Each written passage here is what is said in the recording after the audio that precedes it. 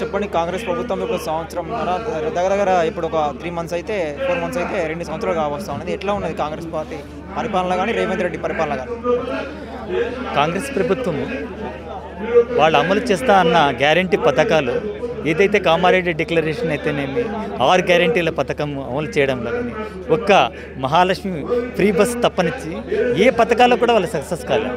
అంటే వాళ్ళు ఇచ్చిన 6 గ్యారంటీలు అవగాహన లేకుండా అమలు పరుస్తామో అమలు పరచలేమో అనే దానిపైన అవగాహన లేకుండా వాళ్ళు కేవలము అధికారంలోకి రావాలి, ప్రజలను మభ్యపెట్టి అధికారంలోకి వచ్చి వాళ్ళ పబ్బం గడుపుకున్నారు తప్పనిచ్చి వాళ్ళు చిత్తశుద్ధితో 6 గ్యారెంటీలు అమలు చేయాలని వాళ్ళకి ఉద్దేశం లేదు, అమలు చేయబోరు.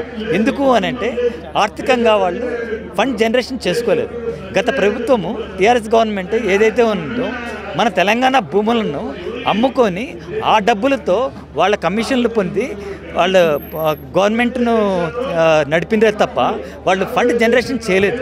ఫండ్ జనరేషన్ చేసి ఈరోజు ఖజానాల్లో డబ్బులు ఉంటే ఏమైనా వీళ్ళు తినడానికి ఆలోచించేవాళ్ళు కానీ ఇప్పుడు తినడానికి లేదు, వాళ్ళు అమలు చేయడానికి అవకాశాలు లేవు.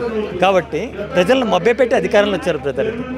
ప్రధానంగా చెప్తున్న విషయం ఏంటంటే సీఎం రేవంత్ రెడ్డి గారు మా ప్రభుత్వము 1 కోటి మంది మహిళల్ని కోటీశ్వరాలు చేస్తామని ప్రధానంగా చెప్పుకుంటేనే ఒకవైపు ఇటు స్కూళ్ళను డెవలప్ చేయకపోవడం కానీ ఇటు ఇంటిగ్రేటెడ్ స్కూళ్ళను డెవలప్ చేస్తూ కట్టుకుంటూ వస్తూ ఉన్నది. ఎట్లా కూడా వీళ్ళు మహాలక్ష్మి పథకము అని పెట్టి స్త్రీలకు 2,500 3,000 ఇస్తామని చెప్పి మహిళలకు మభ్యపెట్టి వాళ్ళకు వచ్చేసేసి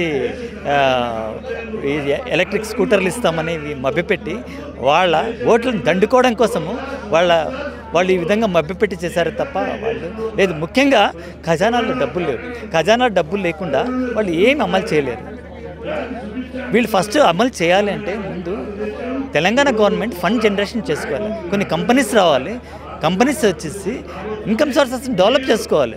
ఏ రోజు ఖజానాలో జనరేట్ చేసుకుంటారో కమిషన్లు తినకుండా ప్రజలకు సేవ చేస్తూ చెప్పిన హామీ పథకాలను అన్ని చేయకపోయినా కనీసము కొన్నైనా వాళ్ళు చేయడానికి చిత్తశుద్ధితో చేయాలి. ఇప్పుడు మొన్న స్కూళ్ళని ఎక్కడైతే మూసేసి ఉన్నాయో చాలా స్కూళ్ళని ఇంకా ఓపెన్ చేయలేదు, ఇంకా కొన్ని ఏదైతే వసతులు ఉన్నాయో వసతులు కూడా కల్పించలేదు.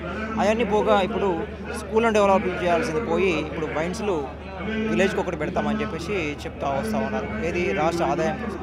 సో దాన్ని తెలంగాణ ప్రభుత్వంలో విద్యారంగం పైన ఏమాత్రము ఒక మినిస్టర్ లేక ఆయన అన్నీ చూసుకుంటానని చెప్పి ఆ శాఖలను ఆయన కింద పెట్టుకొని ప్రభుత్వం మానిటరింగ్ అనేది లేక స్కూళ్ళను చాలా దీనవస్థితిలో తయారు చేసి పెట్టింది. రెసిడెన్షియల్ స్కూల్స్ని అయితేనేమి ఏ స్కూల్స్. ఒక ఎగ్జాంపుల్ నిజామాబాద్లో మీరు వెళ్ళండి, ఆ స్కూల్స్లో టాయిలెట్లు లేని పరిస్థితి. ఎగ్జాంపుల్ రాకేష్ రెడ్డి గారు ప్రజెంట్ మా బీజేపీ ఎమ్మెల్యే ఉన్నారు. ఆయన చెప్పిన విధానం, అసెంబ్లీలో వివరించిన విధానం చూస్తే ప్రతి ఒక్కరికి కళ్ళల్లో నీళ్ళు వస్తాయి. ఈ ప్రభుత్వము విద్యారంగాన్ని ఏం ప్రోత్సహించలేదు. ఒకటి వాళ్ళు ప్రోత్సహించేది పోనీ మద్యంలో ప్రోత్సహిద్దాము అనుకుంటే మద్యంలో కూడా వాళ్ళు ప్రోత్సహించలేదు. బెల్ట్ షాపులను అవి పెట్టి కల్తీ ఎట్లా పక్క రాష్ట్రాల్లో జరిగిన కల్తీ మద్యాలు అమ్మారో అదే పునరావృతం అవుతుందే తప్ప వాళ్ళు అది కూడా జనరేట్ చేయలేదు. ఫైనల్గా ఏమంటే కనీసం ఇప్పటికైనా మా బీజేపీ పార్టీ బీసీ గర్జన ప్రోగ్రాం పెట్టింది. కనీసము మేము లేవనెత్తిన అంశాలను పూర్తిగా అవగాహన చేసుకుని నిజంగా చిత్తశుద్ధి ఉన్న ఏమాత్రం రేవంత్ రెడ్డి గారికి చెప్పిన హామీలను అమలు చేయాలని అవగాహన ఉన్న పబ్లిక్ పైన ఏమాత్రం కొద్దిపాటి 1% ప్రేమ ఉన్నా కానీ వాళ్ళ 6 గ్యారెంటీలలో కనీసం 1-2 అమలు చేసి చూపించి ప్రూవ్ చేసుకోమను ఈ 6 నెలల్లో చేసుకొని ఈరోజు మా కొత్త అధ్యక్షుడు నూతన అధ్యక్షుడు రామచంద్రరావు గారు ఆయన లేవనెత్తున్న అంశాలను కనీసము అవగాహన తీసుకొని చేయమని చెప్పండి. కనీసము రేవంత్ రెడ్డికి కనీసం పుట్టుగతులన్నా ఉంటాయి. కనీసం అమలు చేయని పక్షంలో తెలంగాణ ప్రజలు తరిమి కొట్టే రోజులు దగ్గరలో ఉన్నాయి.